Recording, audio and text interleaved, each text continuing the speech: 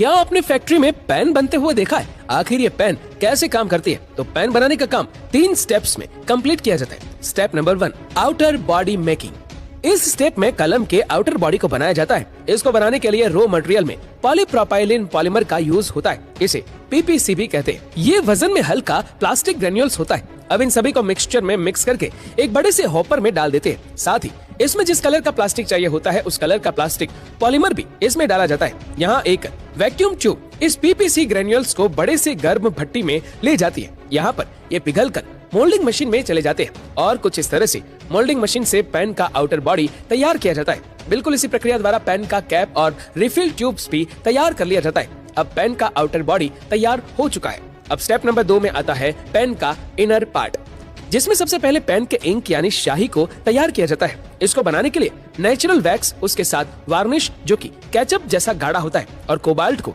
बड़े से मिक्सचर में डाल दिया जाता है और उसे अच्छे से मिक्स कर दिया जाता है। और जिस भी कलर का स्याही या इंक चाहिए होता है उस कलर के पिगमेंट को डालकर मिक्स कर देते हैं और कुछ इस तरह से इंक तैयार हो जाती है।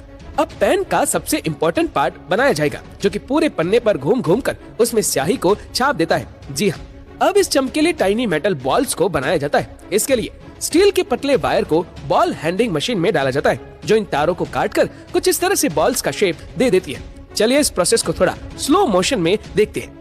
तार अंदर जाते ही एक कटर द्वारा काट दी जाती है और सामने से 10 टन जितने वजन से दबाकर उसे बॉल्स का शेप दे दिया जाता है और उसे कुछ ऐसे एकदम परफेक्टली स्फीरिकल शेप दे दिया जाता है। अब इस बॉल्स को पॉलिश करने के बाद एकदम चमकदार कर दिया जाता है। तो अब निप को बनाया जाएगा, जिसमें कि ये छोटी छोटी मेटल बॉल्स फिट होने वाली है।